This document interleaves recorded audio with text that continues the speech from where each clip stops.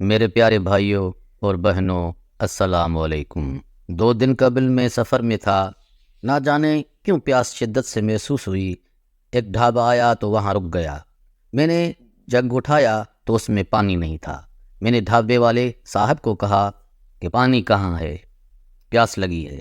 اس صاحب نے نہ جانے کیوں چونک کر مجھے دیکھا اور چند لمحے گمسم مجھے دیکھنے لگا، جیسے مجھے پہچاننے کی کوشش کر رہا ہو۔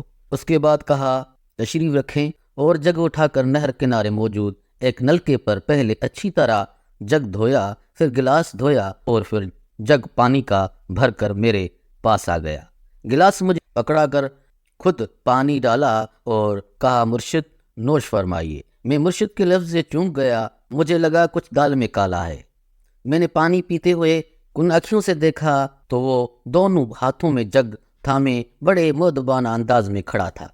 خیر میں نے پانی پیا اور گلاس اس کی جانب شکریہ کے ساتھ بڑھا دیا۔ وہ جگ گلاس رکھ کر ترنت پلٹا اور بالکل میرے سامنے کرسی کھینچ کر بیٹھ گیا اور بولا مرشد خدا کا شکر ہے آپ خود آ گئے۔ میں تو 1 مہینے سے آپ سے ملنے کی کوشش کر رہا تھا، لیکن دہاڑی مزدوری کے لالچ نے نکلنے ہی نہیں دیا۔ بھائی سچی بات ہے، میں اس کی باتیں سن کر حیران ہو رہا تھا۔ اللہ جانے یہ مجھے کون سمجھ رہا تھا۔ پہلے مجھے لگا شاید کوئی فیس بک فرینڈ ہے۔ میرے دماغ میں طرح طرح کی سین چل رہے تھے۔ آخر میں نے کہا عزیزم میں نے آپ کو پہچانا نہیں۔ وہ بولا مرشد آپ نے مجھے نہیں پہچانا، پہچاننے کے بھی کیسے؟ ایک دفعہ تو ملاقات ہوئی تھی، پھر بات بھی بہت پرانی ہے، اب بتاتے ہوئے بھی شرم آتی ہے۔ میں پریشان ہو گیا کہ خدا خیر کرے، ایسی کون سی پرانی بات ہے جو وہ بتاتے ہوئے بھی شرما رہا ہے۔ میں ابھی اسی سوچ میں تھا کہ ایک چھوٹا سا لڑکا کڑک دودھ پتی کا ایک اسپیشل سائز کا مگ مجھے تھما گیا۔ وہ پھر سے بولنے لگا مرشد پھیکی ہے، اگر کہتے ہیں تو میٹھا منگوا لیتا ہوں۔ میں نے کہا نہیں ایسے ہی ٹھیک ہے، آپ بات بتائیں، مجھ سے مزید انتظار نہیں ہوتا۔ اس نے جلد سے پانی کا ایک گلاس بھرا اور گٹا گٹ ایک سانس میں پی گیا، پھر پرانے سے مفلر کے ساتھ جو کثرت استعمال سے پھٹا ہوا تھا اپنا منہ صاف کیا اور بولا مرشد۔ میں نے اسے ٹوک دیا کہ مجھے مرشد نہ کہو، باقی بات کرو۔ وہ کچھ چیپ سا ہو گیا اور بولا 6 سال پہلے آپ دھریواں ایک ہوٹل پر چائے پی رہے تھے، میں بھی وہیں بیٹھا تھا۔ آپ کال پر بات کر رہے تھے جس سے معلوم ہو گیا کہ آپ سرگودا جا رہے ہیں۔ جب آپ موٹر سائیکل نکالنے لگے میں نے آپ سے لفٹ مانگی تھی اور جھال چکیاں اتر گیا۔ اس دوران میں نے آپ کی جیب میں سے ایک پیکٹ نکال لیا تھا جس میں 32,000 روپے اور کچھ کاغذات تھے۔ میں پیشہ ور چور نہیں تھا، لیکن روزگار نہ ہونے کی وجہ سے میں نے یہ غلط کام کیا۔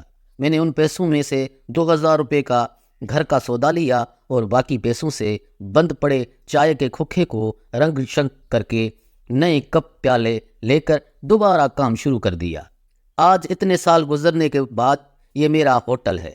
مرشد پچھلے سال سردیوں میں رات کو وہ سامنے ہوٹل کی چھت پر بنے کمرے میں سویا ہوا تھا۔ مجھے خواب آیا کہ ایک شخص مجھے کہہ رہا ہے کہ اس شخص کے پیسے واپس کرو۔ صبح اٹھا مجھے بات بھول گئی۔ اب ہر دوسرے تیسرے دن آپ کا چہرہ مجھے دکھایا جاتا اور کہا جاتا ہے اس کے پیسے واپس کرو۔ پچھلے ہفتے مجھے بخار تھا، میں دوائی لے کر سو گیا، مجھے پھر خواب آیا کہ پیسے واپس کرو۔ میں نے اٹھ کر الماری میں سے وہ پیکٹ ڈھونڈا اور اس پتے پر ٹھیک ہوتے ہی جانے کا ارادہ کیا۔ آج خدا کا کرنا ہوا کہ آپ خود سامنے آ گئے۔ مرشد مجھے جو سزا دینی ہے دیجیے، اس کے بعد مجھے معاف کر دیجیے۔